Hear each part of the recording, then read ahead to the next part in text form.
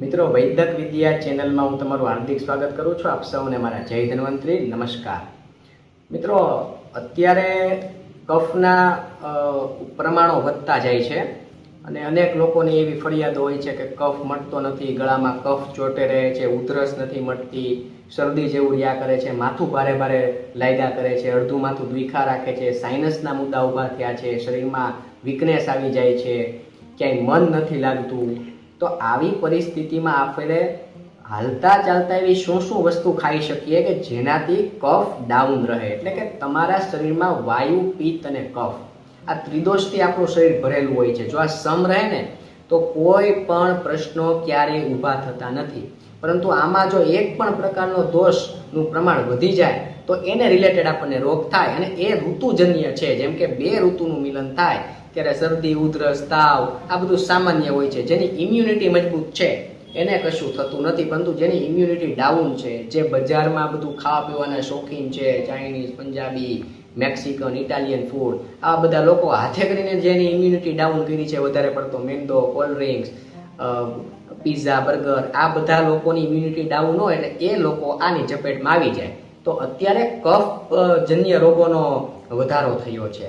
તો આપણે એવા શું પ્રયોગ કરવા જોઈએ કે જે ઘરે થઈ શકે છે, જેની શરીરમાં કોઈ સાઈડ ઇફેક્ટ નથી આવતી, જેને લેવાથી આપણને કાંઈ પ્રશ્નો પણ નડતા નથી અને આપણે ઝડપથી આપણે કફમાંથી મુક્તિ મેળવી શકીએ છીએ. તો બધી જ માહિતી જોવાની છે, પરંતુ આવા અવનવા વિડીયો તમારે જો સાંભળવા હોય, સાચી માહિતી તમારે જોતી હોય તો તમે અમારી ચેનલને સબસ્ક્રાઇબ જરૂર કરી દેજો અને પેલું નીચે બેલ આઇકન દબાવવાનું ભૂલતા નહીં, કારણ કે તમને અમારા વિડીયોની અપડેટ્સ જેવા અમે વિડીયો મૂકશું એવી તમને મળી જશે. તો મિત્રો, એક તો તમારા ઘર આંગણે એક તુલસી વાવી જ દેજો, કારણ કે શરદી, ઉધરસ અને કફ ક્યારેય નહીં થાય એવું બનશે જ નહીં. એ થાય મટે થયા જ કરે. પરંતુ આ તુલસી શું કામ કરે? આપણે સિટીઓમાં તો આપણે તુલસીનો છોડ પણ વાવી શકીએ, કુંડામાં બધું પોસિબલ છે, ફ્લેટોમાં પણ વાવી શકીએ. કારણ કે તુલસી માતા શું કામ કરશે કે તુલસીના પાન દિવસમાં 5 થી 6 ચાવવાથી શરદી, ઉધરસ અને કફજન્ય રોગોમાંથી તમને મુક્તિ મળે છે. તમે બહાર જાઓ એટલે તુલસીના એના ડોઝ ઉંમર પ્રમાણે હોય. પુખ્ત વયના લોકો હોય એ લોકો 4 થી 5 પાન ચાવી શકે છે. સરસ મજાના તુલસીના પાન, એનાથી તમને નિરોગીતા મળી જશે, તમારો કફ નહીં ગોઈતોય જડે અને તમારા તાવને પણ શાંત થવું પડશે, કારણ કે તુલસીમાં આ બધા ગુણો રહેલા છે. બીજું કે તમે નાસ્તામાં તમારે ભૂખ લાગે ત્યારે ભેળ ને પીઝા ને બર્ગર ને ઠંડા પીણા ને કોલ્ડ ડ્રિંક્સ ને આવું બધું નથી ખાવાનું. ચીઝ, પનીર, બટર ને આવું બધું નથી ખાવાનું જ્યારે કફ થાય ત્યારે. એની જગ્યા ઉપર તમારે ચણા ખાવાના છે. હળદરવાળા ચણા ખાવાથી તમને શું થશે કે તમારો કફ છે તે ધીરે ધીરે મટવા લાગશે. અને તમારા હળદરવાળા ચણા શું કામ ખાવાનું કહું છું? કારણ કે હળદરમાં પણ કફ નાશક ગુણ છે, એટલે કે હળદર પણ કફને દૂર કરી જાણે છે. તો તમે ચણા અને હળદર આ બંનેનું મિલન થાય એટલે તમારા શરીરમાંથી કફને ડાઉન થવું જ પડે. હવે મિત્રો, ત્રીજો મારે પ્રયોગ એક એવો છે કે હવે તો એક ફેશન થઈ ચૂકી છે શહેરોમાં. તો એક નાનો ફ્લેટ હોય ને, મકાન હોય ને, એમાં એક આપણી દવાનું, મેડિસિનનું પણ એક ખાનું હોય છે. એમાં અનેક પ્રકારની દવાઓ તમે જોતા હો, જાણે આમ હોસ્પિટલ ના આપણે ઊભી ગઈ હોય, નાનું એવું મેડિકલ સ્ટોર, એટલી દવાઓ એમાં હોય, અલગ અલગ પ્રકારની હોય, ઘરગથ્થુ પ્રયોગો કરતા હોય તો હોય. પણ આપણે ઘરમાં એક બહેડાના ફળ રાખવા. હવે બહેડા શું કરશે કે બહેડા નામનું ફળ, ત્રિફળામાં શું આવે? હરડે, બહેડા અને આંબળા. વાયુ, પિત્ત અને કફ આ ત્રિદોષ નાશક ત્રિફળા છે. તો બહેડા શું કામ કરશે કે બહેડા કફને ઝડપથી ડાઉન કરી નાખે, કફનો દુશ્મન જ ગણાય છે. એટલે બહેડાની છાલ કાઢી નાખવાની, એને મોઢામાં મૂકીને ચૂસવાની. આ પ્રયોગ કરવાથી તમારા ગળામાં જે હઠીલો કફ ચોઈટો છે, જે વારંવાર કફ આવી જાય છે, જે કેમે હટવાનું નામ નથી લેતો, એ કફને હટવું જ પડે. એટલું આ બહેડું આપણું ઉપયોગી છે. તો આ એક બહેડાનું ફળ તમારા ઘરે અવશ્ય રાખજો. હવે જે લોકોને નાક બંધ થઈ જાય છે, જે લોકોને શરદીના હિસાબે માથું ભારે ભારે લાગ્યા કરે છે, સાઇનસના મુદ્દા ઊભા છે, આવા લોકોએ બે જ વસ્તુ કરવાની. એક તો એને ઠંડી ઋતુમાં એસીમાં રહેવાનું નથી, આ એને પહેલા પ્રતિજ્ઞા લેવાની છે. બીજું કે એને નાશ લેવાનો છે. એક તો વરાળીયો નાશ, એટલે કે ગરમ પાણી કરવાનું અને માથે ચૂંદડી રાખવાની અને પછી ધીમે ગેસે એને ગરમ થવા દેવાનું. પછી વરાળ આવે ને એને થોડી ધીરે ધીરે લેવાની. આ વરાળીઓ નાશ લેવાથી તેનો કફ ધીરે ધીરે છૂટો પડે છે ને, અને તમને એકદમ રિલેક્સેશન અનુભવશો ને તમને શાંતિ થવા લાગે છે. કારણ કે કફ ઓછો થાય એટલે તમને મગજ સરસ મજાનું તમારું કામ કરે, તમને માથું દુખતું બંધ થઈ જાય, માથું ભારે ભારે લાગતું બંધ થઈ જાય, બધું જ થાય. એટલે તમારો કફ છે તે ધીરે ધીરે ડાઉન થશે અને તમને મજા આવશે. હવે જેને બહુ હઠીલો કફ છે, જેને આ સામાન્ય વરાળ કામ નથી કરતી, એને અજમાનો વરાળીઓ નાશ લેવાનો. એમાં થોડાક અજમા નાખી દેવાના. કારણ કે અજમો છે ને તે ગરમ પ્રકૃતિનો છે. એ શું કરશે? તમારા કફને ઓગાળવામાં મદદ કરશે, ઝડપથી બહાર કાઢવામાં મદદ કરશે. એટલે એ પ્રયોગ પણ તમે કરી શકો છો. ધીરે ગેસે કરવાનું છે. ગેસ વધારે રાખવાનો નથી, કારણ કે વધારે પડતો ગેસ રાખશો તમે તો તમને તકલીફ પડે. કારણ કે અતિ ગરમી નથી આપવાની, માપે ગરમી, માઇનોર ગરમી આપવાની છે. માઇનોર નાશ લેવાનો છે. હવે જે લોકોને અંદર છાતીમાં કફ ભરાઈ ગયો છે અને એને કેમેય નીકળતો નથી, સામાન્ય પ્રયોગ કરો તો નીકળતો નથી, એવા લોકોએ શું કરવાનું? હળદર અને મધ, આ બે વસ્તુ તમે દિવસમાં સવાર સાંજ ચાટી શકો છો. ચપટી હળદર અને એમાં થોડુંક મધ. મધ સાચું લેવાનું છે. સાચું મધ હોય તો જે કફનો દુશ્મન છે, અન્યથા કફ ઘટવાને બદલે વધે.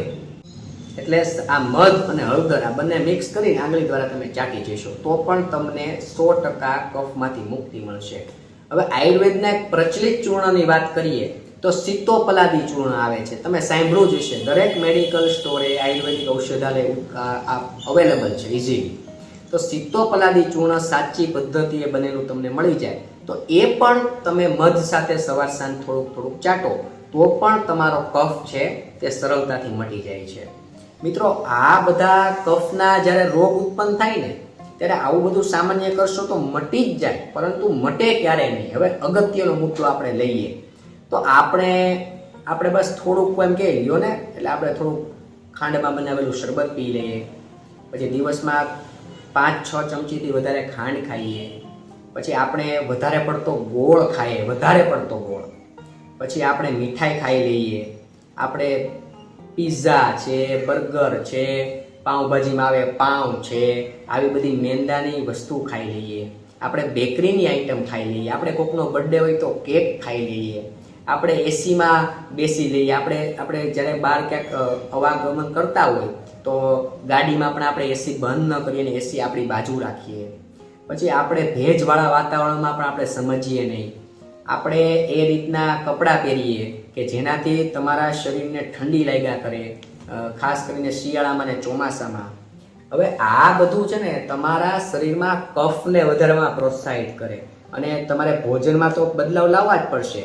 હવે કોક આપણને ચોકલેટ આપે તો ચોરી છુપી ચોકલેટ ખાઈ લઈએ, આપણે રહી ન શકીએ, કારણ કે આપણે એવી મહાનતા અનુભવીએ છીએ કે આપણે ખાધા વગર ચાલે નહીં. પરંતુ કફજન્ય રોગોને તમારા શરીરમાં કાયમી ઘર ન કરવા દેવા હોય તો તમારે ખાવા પીવામાં તો બદલાવ લાવવો જ પડશે. આપણે બહાર ક્યાંક જઈએ તો આપણે આમ શાનથી કહીએ છીએ કે ચીઝ વધારે નાખજો, થોડું પનીર થોડુંક વધારે નાખજો, પરંતુ આ બધું કેમ બન્યું છે, તમે ક્યારે જોયું છે, કઈ રીતે આ બધું છે, આપણે કશું જ જાણતા નથી. આપણે બસ આ જીભને ભાવે એટલે ખાવાનું, પણ હોજરીને શું પસંદ છે એ તમે જ્યારે સમજી જશો ત્યારે જ તમારું શરીર વાયુ, પિત્ત અને કફના દોષમાંથી મુક્ત થશે. અન્યથા તમારે આખી જિંદગી આ વાયુ, પિત્ત અને કફ આ ત્રિકોણમાં તમારે ઘૂમવું કરવાનું છે. ક્યારેક વાયુ થાય, ક્યારેક પિત્ત થાય, ક્યારેક કફ થાય, અને એમાંય ન સમજો તો અમુક લોકોને તો ત્રણેય વસ્તુ હોય, ત્રિદોષ હોય. વાયુ કરવા જાય, મટાડવા જાય તો પિત્ત થાય, પિત્ત મટાડવા જાય તો કફ થાય, અને શરીર ઘેરાઈ જાય. અને શરીર જ્યારે આ ત્રિદોષથી ઘેરાય ને ત્યારે પછી નવા અનેક પ્રકારના ટેસ્ટિંગ કરવાની નોબત આવે, અનેક પ્રકારના રોગો આવે, ડાયાબિટીસ છે, બીપી છે, કોલેસ્ટ્રોલ વધઘટ થયા કરે, હૃદય રોગના હુમલા, આપણી નાડીઓ, નસો છે શરીરની બ્લોકેજ થાય, આવા અનેક પ્રકારના મુદ્દાઓ. આપણે આ બધી લપમાં પડવું ન હોય તો આપણે ત્રિદોષને સમજી જવાના છે. તો આ પ્રકારે તમારે પ્રયોગ કરવાના છે.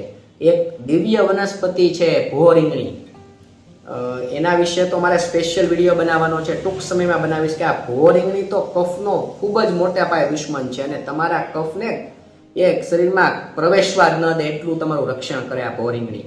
આવી અનેક પ્રકારની વનસ્પતિ છે. હું ટૂંક સમયમાં જો પોસિબલ થશે તો એ વનસ્પતિ મારે તમને લાઈવ બતાવી છે. હું તમને ટૂંક સમયમાં વિડીયો તમારા માટે લઈને આવીશ. પરંતુ અહીં મેં તમને જે કહેવાના પ્રયત્નો સાદા સરળ મેં તમને પ્રયોગો કીધા છે એના ઉપર થોડુંક તમે લોકો ધ્યાન આપજો. ફ્રીજની વસ્તુ, વાસી ખોરાક, આ બધુંને અવોઇડ કરજો. મેં તમને જે કીધું છે એ પ્રકારે થોડુંક ધ્યાન રાખજો. અને તમે લોકો મેં તમને કીધું એ પ્રમાણે સાદા પ્રયોગ કરશો ને તો પણ તમને આ પ્રકારની શરદી, ઉધરસ કે કફ સરળતાથી મટી જશે. શરદીને મટાડવા માટે એક સરસ મજાનું વિટામિન સી, કોરોના સમયમાં પણ તમે જોતા હશો કે વિટામિન સીની ગોળીઓ ડોક્ટરો સૂચન કરતા અમુક ટાઈમે જ્યારે કફ કાબુમાં ન આવતો ત્યારે. તો વિટામિન સી શું કામ કરે છે કે વિટામિન સી પણ તમારા કફને ડાઉન કરવામાં મદદ કરે છે. બરાબર. તો વિટામિન સી જેમાં હોય એના યુક્ત ફળો ખવાય, ઈ પ્રકારની તમે વાનગીઓ ખાશો કે વિટામિન સી જેમાં હોય તો પણ તમારું કફ શરીરમાં તે દૂર થઈ જશે. લીંબુ પાણી પીવાય, કારણ કે લીંબુ છે તે તમારા કફને ડાઉન કરવામાં તમારી મદદ કરે છે. આ બધા ઘરગથ્થુ પ્રયોગ છે અને મારે તમને આજે ઘરગથ્થુ પ્રયોગ ઉપર જ તમને પ્રોત્સાહિત કરવા છે. મેં તમને જે આખા બહેડાની વાત કરી તે બહેડાનું ચૂર્ણ પણ મધ સાથે સવાર સાંજ ચાટવાથી તમને લોકોને કફમાં રાહત થવા લાગે છે. એ જ રીતે જેઠીમધ નામની વનસ્પતિ છે, તો જેઠીમધનો ટુકડો મોઢામાં નાખશો ને અને ચૂસશો ને તો પણ તમારી ઉધરસ છે તે ત્વરિત શાંત થઈ જાય છે ને કફ ધીરે ધીરે મટવા લાગે છે. એ જ રીતે જેઠીમધનું ચૂર્ણ તમે મધ સાથે ચાટશો તો પણ તમારો કફ છે તે મટવા લાગે છે. મિત્રો, આ બધા જ પ્રયોગો સરળ છે, ઘરે થઈ શકે એવા છે.